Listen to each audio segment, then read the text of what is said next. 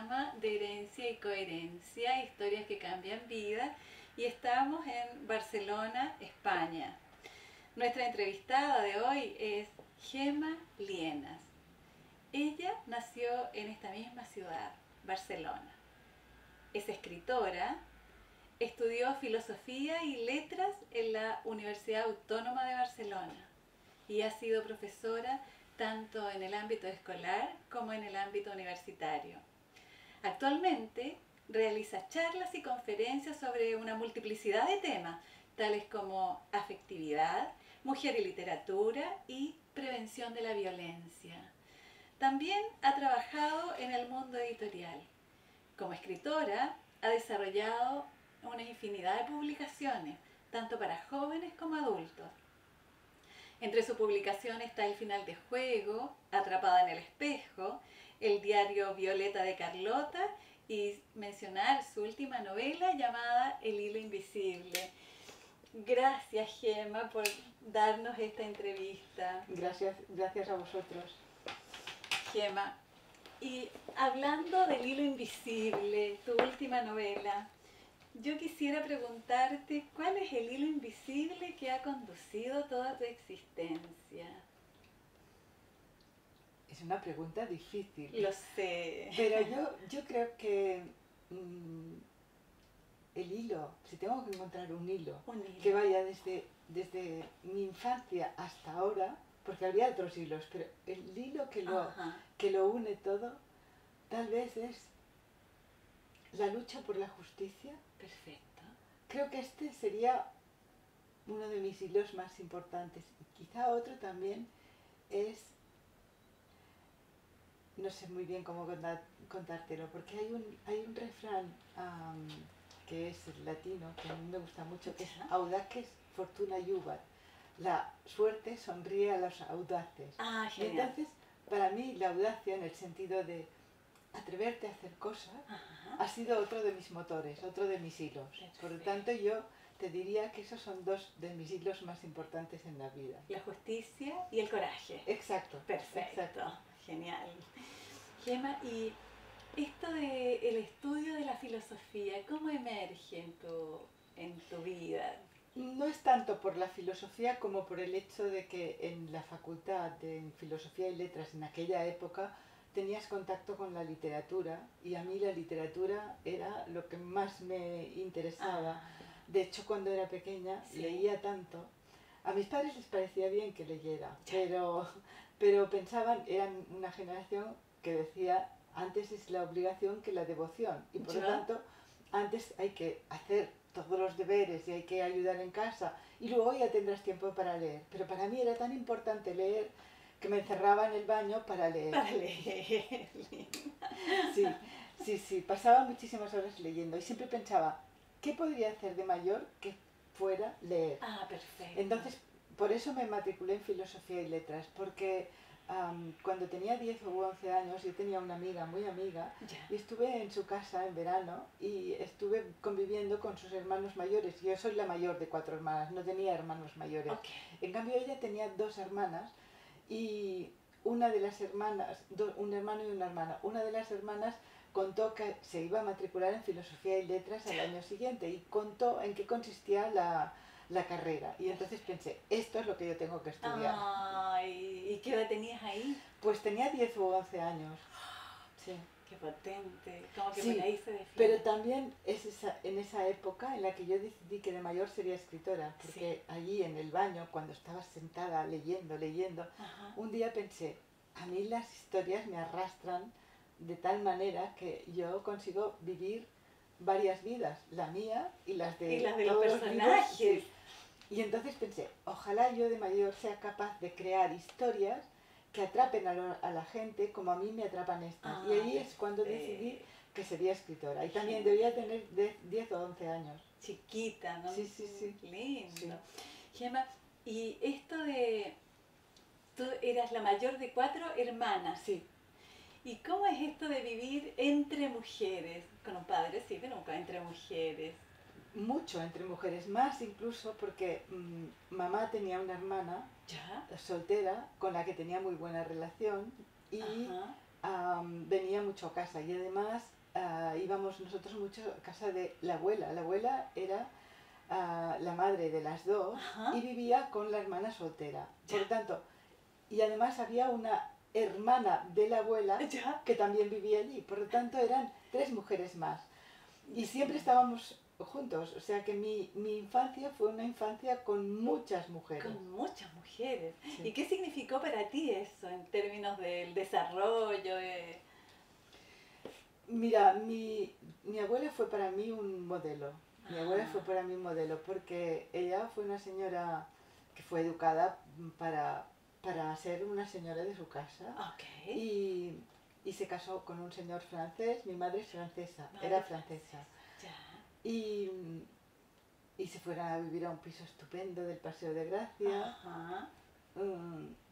Por lo tanto, no tenía ningún problema económico. Se fueron a vivir con ella las 2 hermanas solteras Ya. de la abuela, porque en aquella época las hijas solteras o vivían con los padres o vivían con un hermano o hermana casado. Ok. Y mis abuelos tuvieron a mi madre. Y cuando mi abuela estaba esperando a la segunda hija, esa hermana de mi madre, Sí. mi abuelo se murió de un día para otro. Y mi abuela se encontró con una hija de 4 años, otra hija que estaba esperando, estaba de 7 meses, y con 2 hermanas, y se encontró sin trabajo, porque bueno, hubo unos problemas y se encontró sin trabajo, y mi abuela dijo, tenemos que cambiarnos de piso porque este piso no lo podemos mantener. Okay. Se trasladaron a vivir a un piso más pequeño Ya. y ella buscó un trabajo y tiró adelante a toda la familia. Potente. Y muy potente. Y entonces mi abuela siempre fue un modelo para mí. Sin duda. Además, mi abuela tenía una mentalidad más abierta incluso que mi padre. Mi padre tenía una mentalidad muy tradicional. Mi padre era muy patriarcal. Ya. Y además con tantas mujeres, él era el patriarca. El patriarca. Y mi padre decía unas cosas que a mí me parecían insólitas, ya cuando era pequeña. Ajá.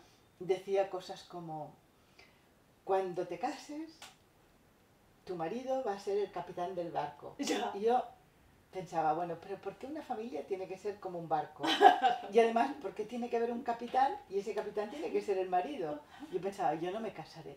Luego decía cosas como, a ver, cuéntame, ¿cuántas mujeres Miguel Ángel ha habido en la historia de la humanidad? Para demostrarme que las mujeres no teníamos el mismo rango que los hombres. Ya. De modo que mi padre consiguió exactamente lo contrario de lo que pretendía. Por porque cierto. yo me hice feminista desde pequeña porque pensé que había que luchar por la igualdad. Claro.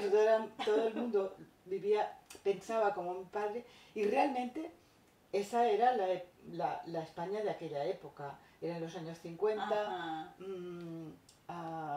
No sé, por ejemplo, para ponerte un ejemplo, me fui a renovar el pasaporte cuando tenía 20 años y bueno, aparte de que el pasaporte, para tener pasaporte sin estar en el pasaporte de tu padre o de tu marido, ¿Ya? había que hacer cosas especiales en España, Okay. en aquella época, en la época de la dictadura. Ajá. Y me fui a renovar el pasaporte y me habían puesto sus labores. Y dije, no, perdone, yo no me dedico a mis labores, yo tengo una profesión. Okay. Bueno, da igual, me decía el funcionario. Y dije, no, a mí no me da igual, o sea que lo repiten. Bueno, esto para que veas que vivíamos una época que era muy machista. Muy machista. Tú me decías hace un rato lo de la violencia, o hablábamos en un momento dado de la violencia, y yo sé que un poco antes de que yo naciera se modificó el Código Civil, pero en aquella época todavía existía la potestad del marido para castigar a la mujer si no hacía lo debido. Okay. Esto estaba en el Código Civil. Te lo digo porque a mí todas estas cosas me marcaron mucho. Sí. Me marcaron mucho y yo desde muy niña decidí que esta era otra de mis luchas, la lucha por la igualdad. Por la igualdad. Sí. Y la justicia, ahí entra la justicia. Claro. Tremendo.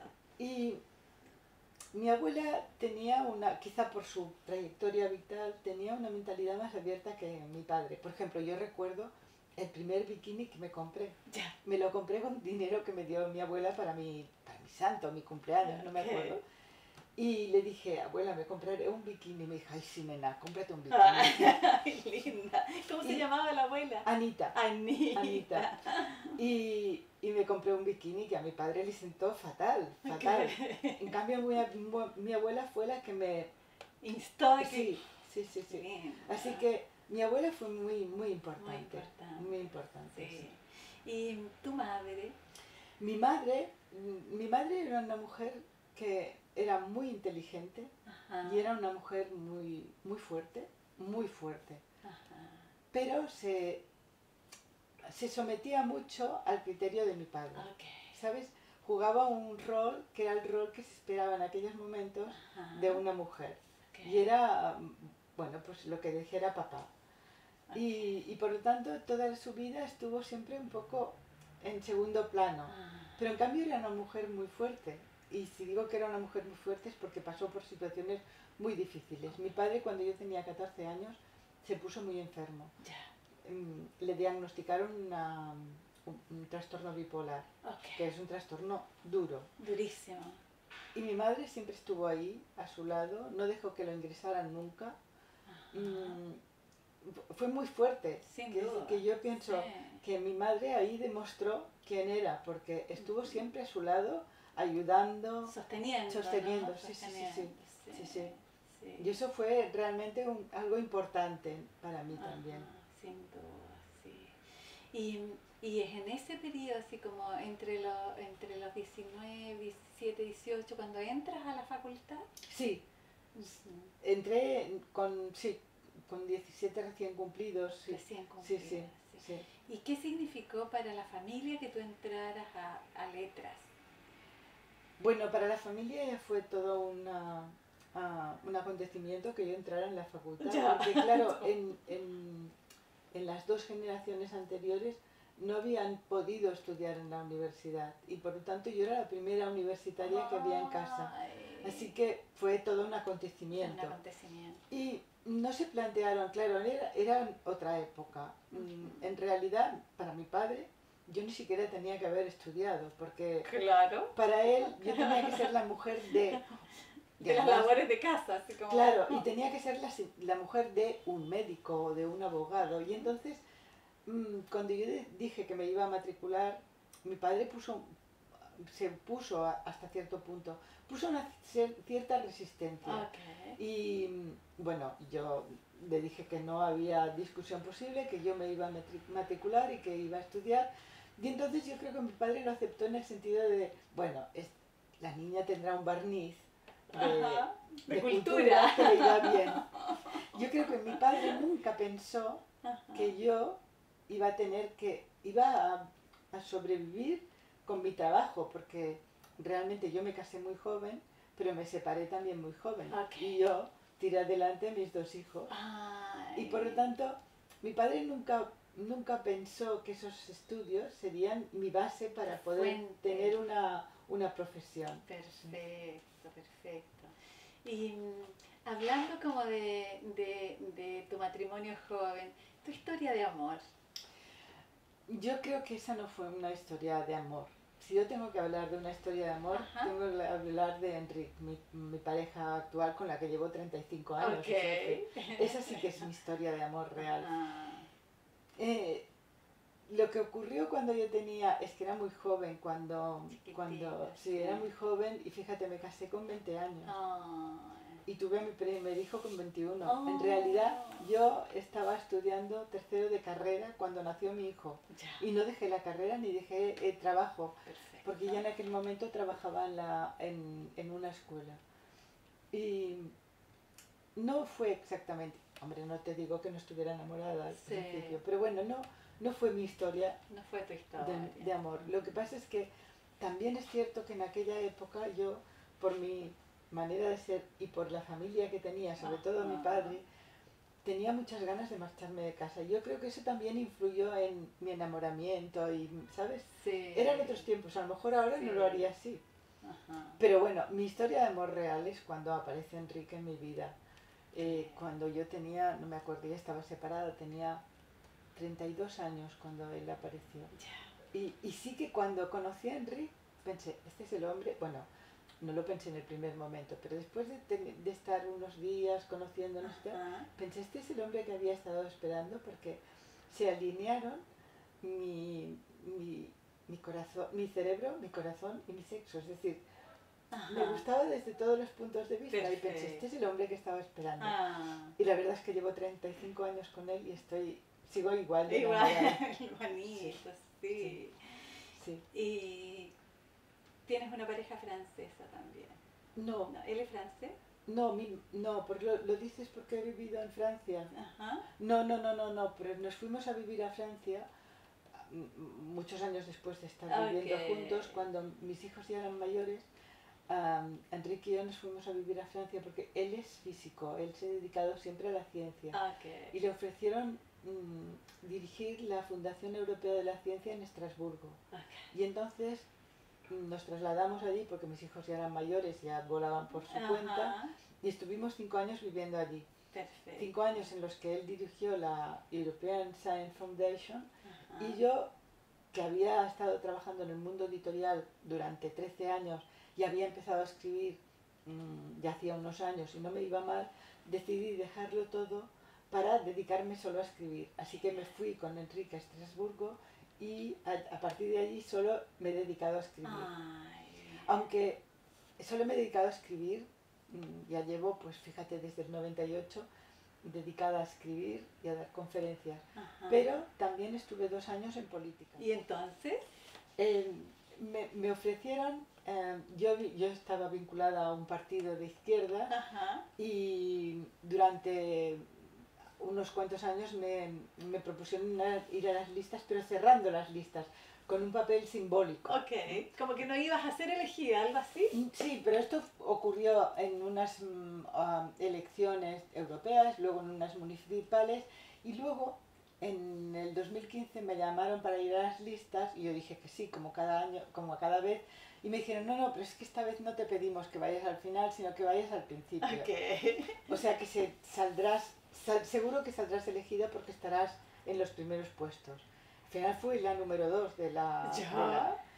Y en casa me decían, no te líes, que no podrás escribir. Pero estuve pensando, sobre todo en las mujeres, porque muchas veces nos quejamos de que no hay mujeres, pero luego te ofrecen algo y das un paso para atrás y entonces estás haciendo un flaco favor a todas las mujeres. Así que decidí decir que sí por las mujeres. Perfecto.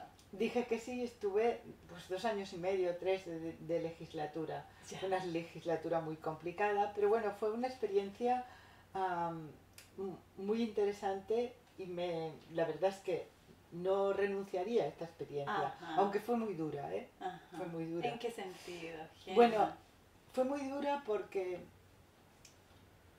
por una razón por la que lo hubiera sido en cualquier caso, y es que era un grupo pequeño, y cuando un grupo es pequeño tienes muchísimo trabajo porque hay muchas comisiones, están los plenos, tienes que prepararte en 1000 cosas. Yo soy incapaz de no prepararme a fondo para algo y claro, llevaba tantos temas y tenía tantas comisiones y tantos plenos que iba de trabajo hasta aquí. Pero eso no es lo grave. Lo grave fue que estamos viviendo una época muy convulsa aquí en Cataluña con lo de la independencia. Y fue una legislatura muy dura. Muy dura. Emocionalmente fue dolorosísimo. Sí. Intensísimo. ¿Y volvería? No. No, porque a mí me gusta mucho escribir. Y durante el tiempo en que estuve en el Parlamento apenas pude escribir. Escribía en verano, porque yo tenía preparada esa novela, El hilo invisible, la tenía preparada porque es una novela que me llevó mucho tiempo de documentación y de preparar el argumento y los personajes. Estuve mucho tiempo trabajándola y justo cuando empecé a escribirla, en julio de 2015, me hicieron la propuesta. Por eso mi marido me decía, no te líes, que no vas a poder escribir. pero al final me lié. Entonces lo que hice durante aquellos 3 años fue en verano dedicar mucho tiempo. Como tenía ya la novela toda preparada y tal, en verano, en vacaciones Sí, escribía, escribí. pero no me movía de la silla, Oh. estaba 8 horas cada día trabajando. Pero bueno, a base de eso conseguí ir avanzando en esta novela. Y cuando la legislatura terminó en 2017, entonces pude acabarla y presentarla a un premio. Pero durante el curso, cuando teníamos el trabajo parlamentario, yo no podía hacer nada. Nada más. Claro, porque esa novela eran muchos personajes y requería estar muy metida en la historia. Y por lo tanto no podía tener la cabeza en otras cosas. Sí. Así que cuando estábamos en el curso parlamentario, solo estaba por el curso parlamentario y pude escribir algunas cosas. Pude escribir, por ejemplo, un libro que se llama el libro de las emociones para niñas y niños, que es un libro de cuentos, de 28 cuentos, que tratan distintas cuestiones emocionales. Sí, pero como eran cuentos pequeñitos, podía meterme en el cuento en un fin de semana o así. Y cerrarlo. Claro. Pero lo que no podía era meterme en una novela larga con muchos personajes. Claro. Así que durante el periodo parlamentario escribí esos cuentos para niños. Escribí un cuento también para un programa de televisión que hacen, que se llama La Maratón de TV3, en la que intentan cada año recoger dinero para algún tipo de enfermedad específica. Y aquel año era sobre las enfermedades, sobre los ictus y enfermedades vasculares del cerebro. Y escribí un cuento para cada año editan un libro de cuentos sobre la enfermedad que están tratando aquel año. Y entonces escribí un cuento sobre un ictus. Es un cuento que está contado desde un canario. Es un cuento para adultos.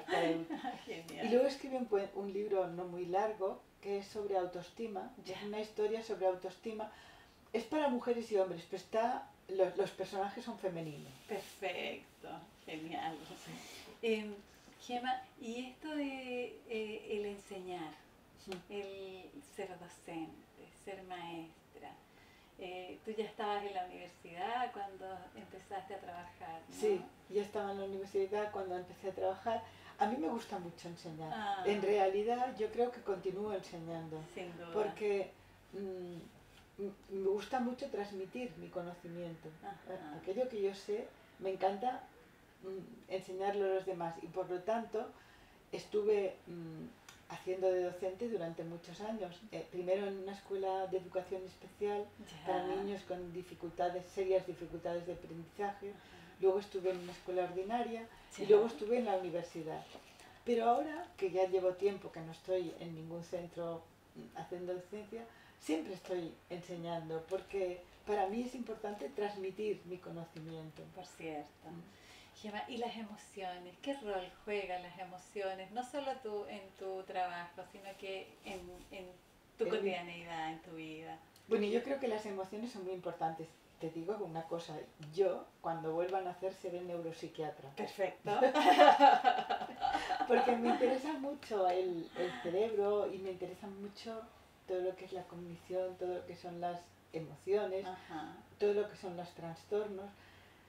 Y he leído mucho, tengo fuera de este despacho, tengo una biblioteca que solo es de libros de emociones, de cognición, de cerebro. Neurociencia. Exacto, de neurociencias. Si te digo esto es porque una de las cosas que a mí me interesa es las emociones, porque en Occidente siempre nos hemos movido durante siglos con la idea aristotélica de que hay dos sistemas, el sistema racional y el sistema emocional, y el sistema racional es superior al emocional, pero esto no es verdad. Entonces yo descubrí esto hace muchos años leyendo a Damasio, el portugués afincado en Estados Unidos, que ha trabajado mucho sobre esta cuestión. No sé si ahora me voy mucho del tema, pero una de las experiencias que él cuenta, por la que él luego se puso a investigar este campo, es un problema que hubo con un trabajador del ferrocarril en Estados Unidos hace 100 años o más de 100 años. Este hombre le saltó una barra de hierro y le atravesó el cerebro. Y sí, le entró por aquí y le salió por aquí. Y cuando fueron a recogerlo pensaban que estaba muerto, pero no lo estaba. Y no solo eso, sino que después de un tiempo ingresado, ese hombre pudo volver a su vida normal. Aparentemente no le ocurría nada, porque podía hablar, podía oír, podía moverse, aparentemente no le había afectado. Y sin embargo, ese hombre dejó de ser el hombre que era y se convirtió en otro distinto.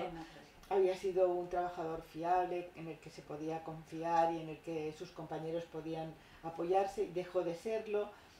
Se volvió pendenciero, tenía una relación de pareja muy buena y dejó de ser o sea, se convirtió en otro hombre. Y eso es lo que estuvo estudiando Damasio, y se dio cuenta de que nuestra corteza prefrontal es muy importante y modifica nuestra forma de enfrentarnos a las situaciones, nuestra forma de dirigirnos hacia un objetivo, etc. Bueno, a partir de ahí se ve la importancia de las emociones, es decir, el sistema racional es muy importante, pero si nuestras emociones y nuestra razón no funcionan a la vez, nosotros nos volvemos personas que no, como este hombre del ferrocarril, que tenemos una serie de problemas. Por lo tanto, es muy importante trabajar en los niños y niñas no solo toda la cuestión racional y toda la cuestión cognitiva, sino también las emociones. El mundo emocional. Y por eso para mí también es muy importante el mundo emocional. Perfecto. Gemma, vamos a seguir en un momento con esta conversación y ahora vamos a ir a una pausa. Bueno, perfecto. Bueno, y aquí estamos de vuelta con Gemma y siguiendo, Gemma, el hilo invisible que guía esta entrevista.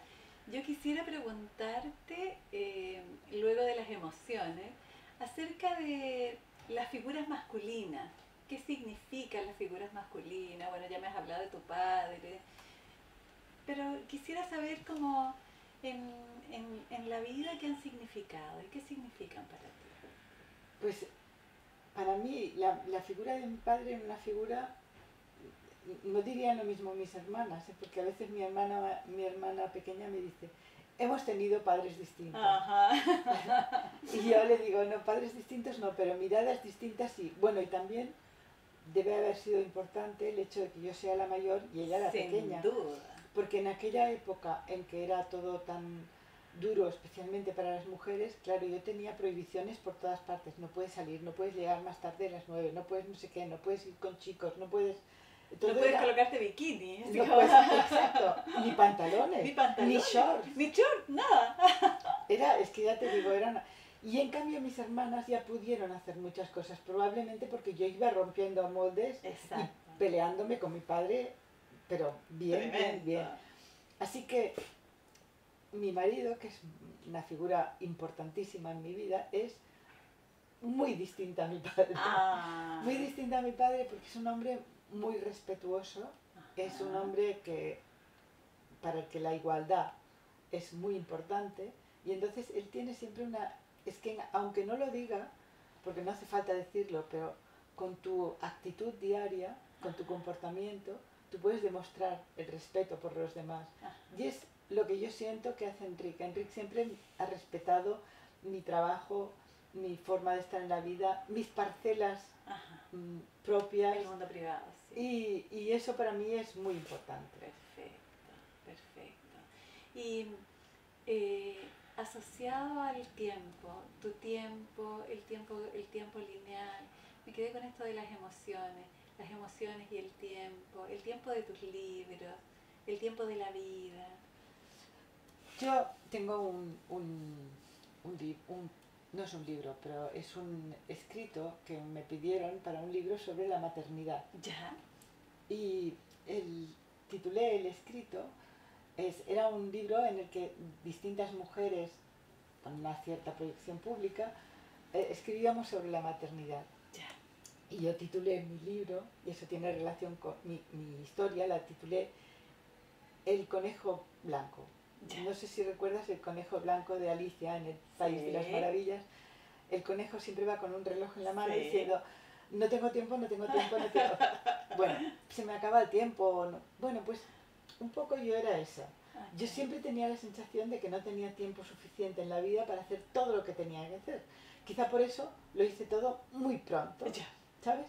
Pues tuve a mis hijas muy pronto, porque yo tengo un hijo de 46 años y una hija de 43. Los tuve muy joven. He sido abuela muy joven. Tengo 6 nietos, 3 nietos y 3 nietas que van desde los 17 hasta los 10 años. Yo creo que esa idea de el tiempo no me va a dar para todo me llevó a hacer muchas cosas muy pronto. Y yo creo que tengo una mala relación, no sé, la coordenada a tiempo no la llevo muy bien, porque siempre pienso que me caben más cosas de las que puedo hacer, con lo cual siempre voy un poco superada por las circunstancias. Pero ahora que ya soy un poco mayor, perfecto. ahora que soy un poco mayor, creo que tengo una mejor relación con el tiempo, porque ahora que aparentemente tengo menos tiempo, ahora tengo la sensación de que, bueno, que me lo puedo tomar con un poco más de calma. Quizá porque ya he hecho muchas de las cosas que quería hacer. Perfecto. Y entonces me siento capaz de ir un poquitín más despacio. Si Enrique estuviera aquí, o mis hijos, o mis nietos, te dirían, bueno, no es verdad, no.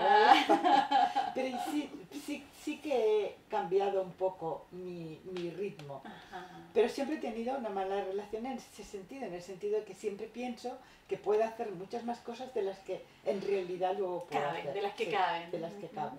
Sí. ¿Y la maternidad, Gemma? Mira, la maternidad, te contaba que había escrito en El Conejo Blanco, pero también en este último libro, en mi novela El hilo invisible, también trato la maternidad. Y es un tema que aparece en toda la novela. Es una novela que en realidad cuenta, la protagonista es Julia, una mujer de 31 años, que cuenta como protagonista y narradora una historia que descubre cuando va a una isla de Bretaña, de la costa bretona francesa, a celebrar el centenario de su bisabuela, a la que ella no conoce, pero que decide aceptar su invitación y ir allí.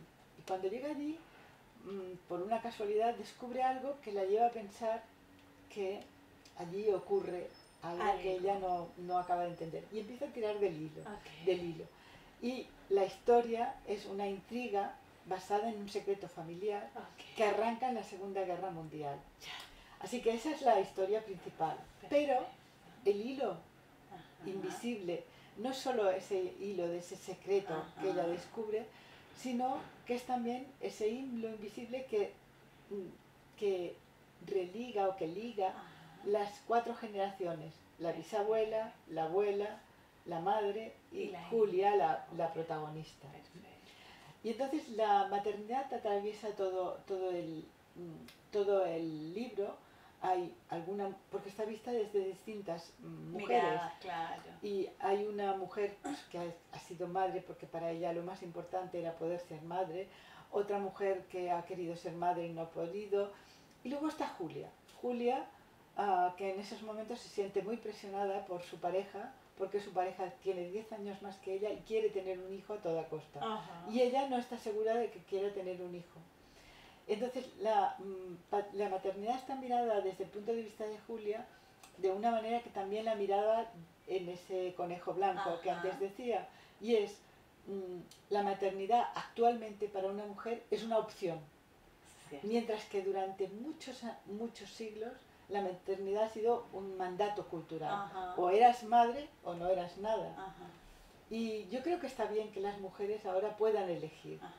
Creo que la maternidad es algo estupendo, pero también pienso que si decides no ser madre, también está bien. También es estupendo. Claro, también es estupendo. Y lo digo yo que tengo... Así terminaba mi Conejo Blanco, ese ese escrito sobre la maternidad. Terminaba diciendo, yo desde mi atalaya de mis 67 años, con un hijo y una hija y 6 nietos en mi mesa familiar, pienso que mi familia es muy importante y que estoy encantada de haber elegido esto, pero pienso que la maternidad no hace falta que sea la única opción de una mujer ni la más importante. Es decir, en mi vida la maternidad es muy importante, pero también es muy importante mi pareja, mi profesión, mis amigos. Eso es lo. Y por lo tanto entiendo que haya mujeres que elijan no ser madres, que me parece una opción muy buena, muy respetable, tanto como ser madre. Exactamente. Y que es una opción que las mujeres no han podido asumir o elegir hasta hace pocos años. Sí, perfecto. Y en ese sentido, ¿cómo te viviste tus gestaciones?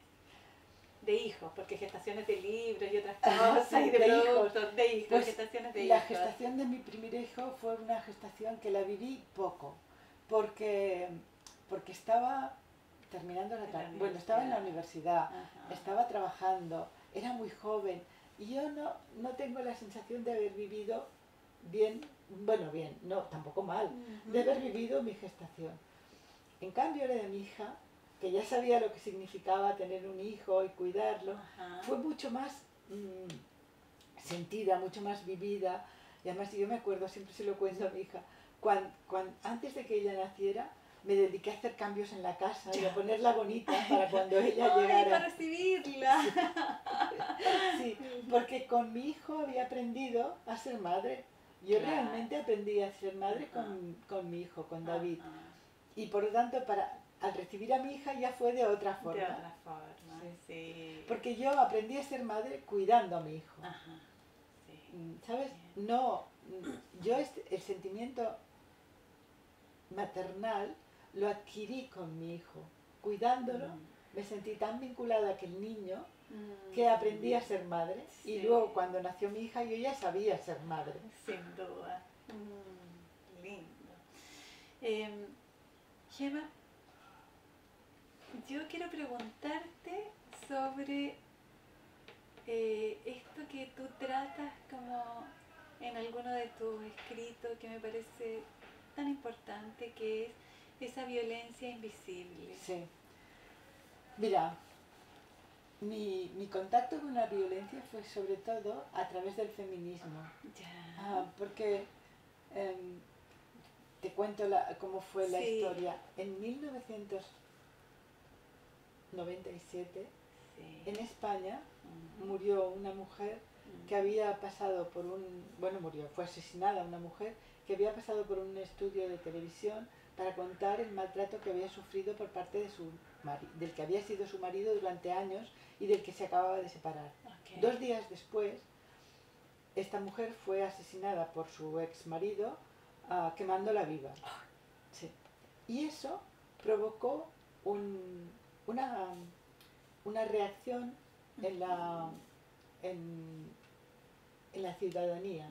Es decir, que hasta aquel momento se había hablado de violencia de género solo en círculos muy reducidos de mujeres feministas, y sin embargo a partir de aquel momento la sociedad española cambió y vio que sí que había una violencia hacia las mujeres que era una violencia que no se podía considerar, eso que se decía antes, entre marido y mujer nadie se debe meter, o de puertas para adentro lo que ocurre no es de nuestra incumbencia. No es cierto, sí que es de nuestra incumbencia.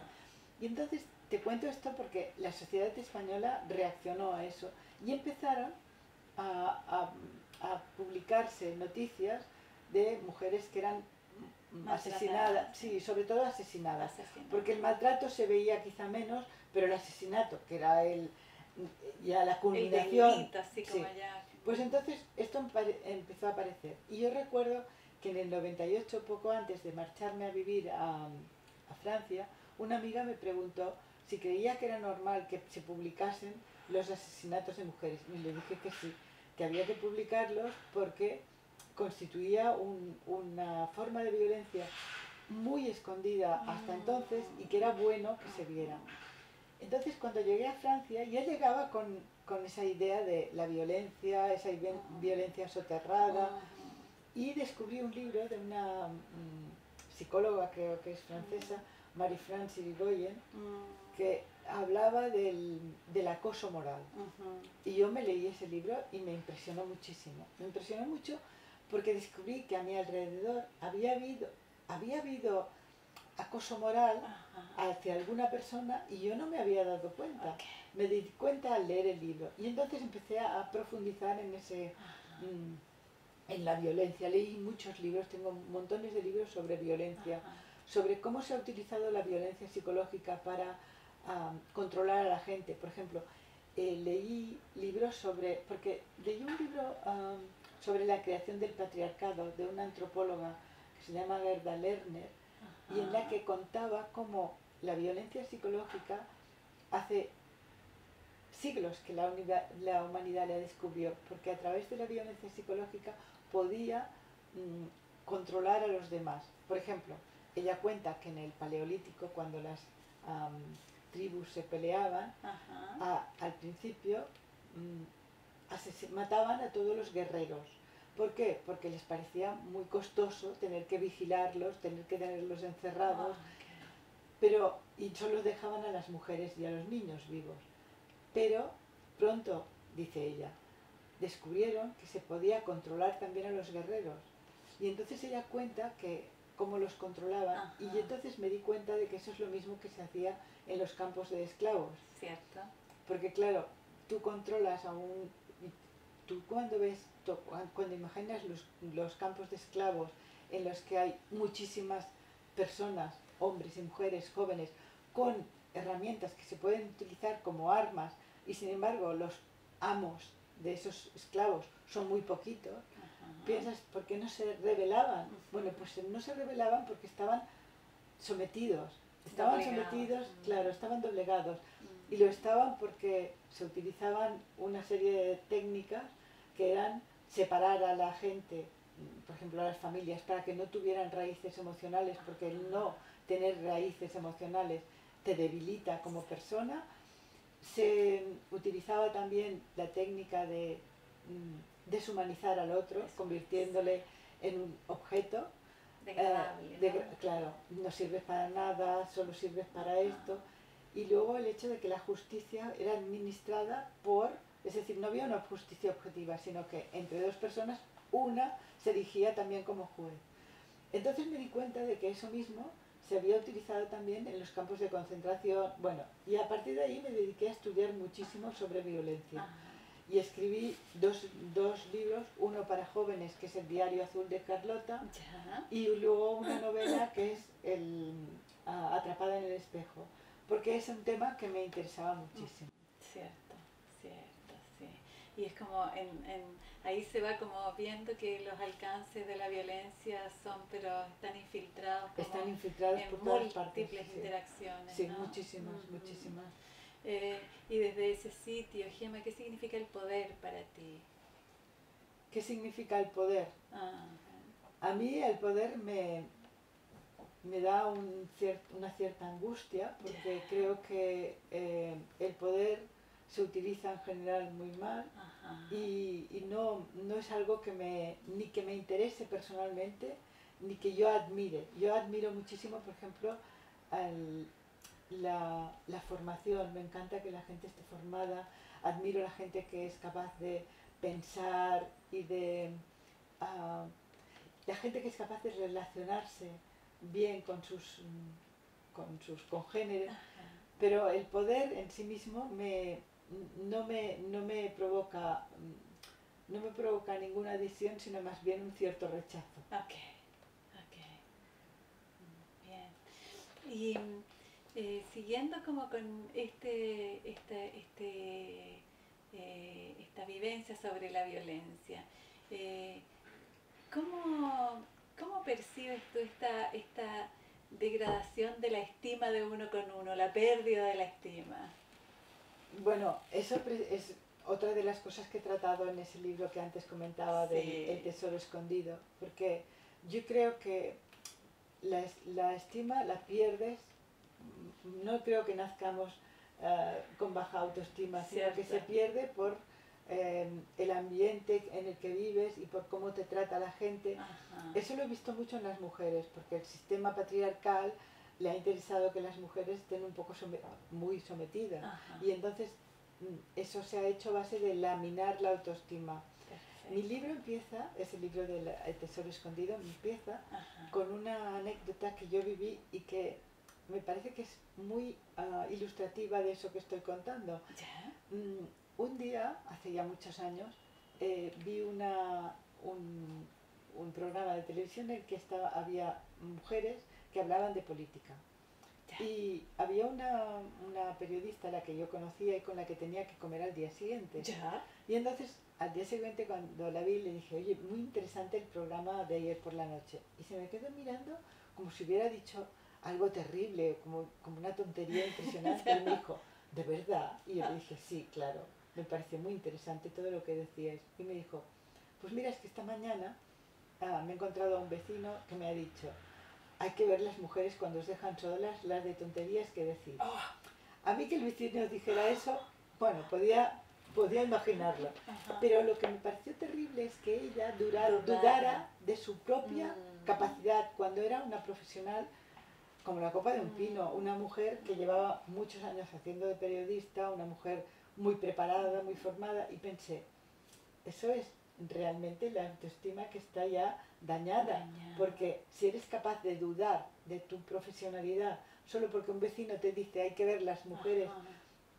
cuando os dejan todas solas, la de tonterías que decís, quiere decir que tenemos la autoestima dañada, que no quiere decir que solo la tengamos las mujeres, pero es más frecuente que la tengan las mujeres, y por eso escribí ese libro en el que es una pequeña historia, porque la colección en la que aparece se llama, bueno, la define el editor como de narrativa emocional. ¿Ya? Y entonces es una pequeña historia, pero en esa pequeña historia yo también cuento de qué maneras tú puedes recuperar tu autoestima. Tu tesoro. Exacto.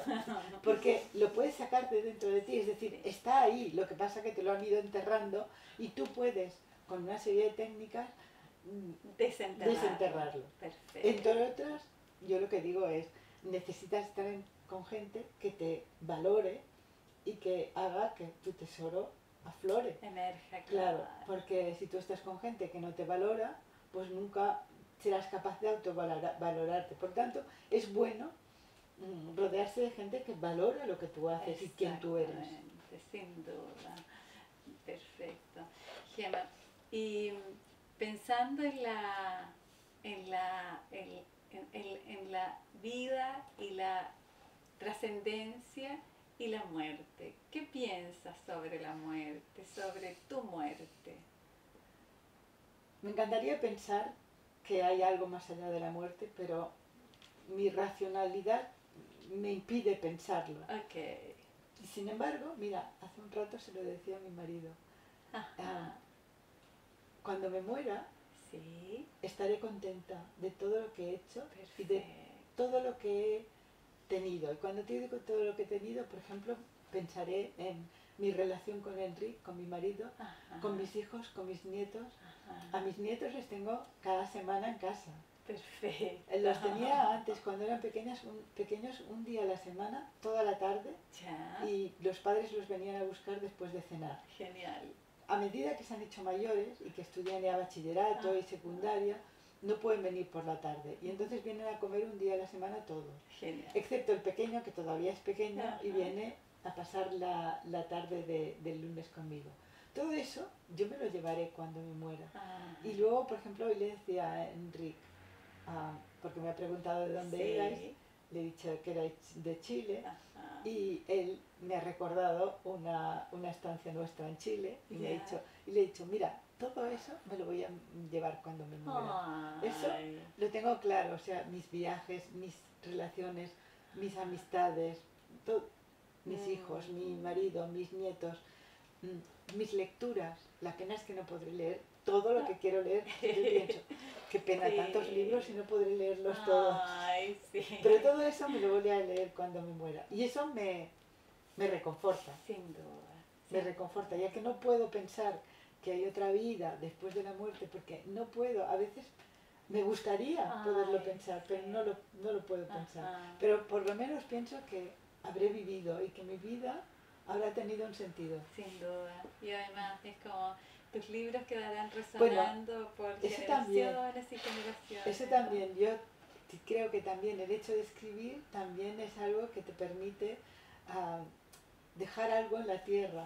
Sin duda. Bueno, y también es importante, lo veo ahora de mayor, el hecho de tener una continuidad con los hijos y los nietos, eso también resulta importante, aunque creo que no se puede tomar la decisión de ser madre solo por esta razón. Sin duda, no. Pero ahora, con los años, pienso que también ha sido algo importante para morir más en paz. ¿Cierto? Yo pensaba en esto de la presencia hoy día en nuestra charla de tu abuela. Sí, Es como, claro. es como generación tras generación los ancestros siguen Claro, viviendo. claro, sí. Bien. Sí, yo tengo en la sala unas fotos de mi madre, de mi padre, de mi tía. Y las tengo allí porque la gente que ha muerto y a la que yo quería, me gusta verla En allí. imagen. Y además tengo una foto de mis padres el día de su boda. Oh. Y la foto de mi madre de novia, que es una foto muy bonita y a mí me gusta tenerla allí. Sí. Bien, Gemma, con estas imágenes y con esta resonancia estamos cerrando nuestra entrevista. Agradecerte desde lo más profundo y también tu voz se va a multiplicar en Chile, en nuestro país. Así que muchas, muchas gracias. Gracias, yo he estado muy, muy, muy cómoda con vosotras. Gracias.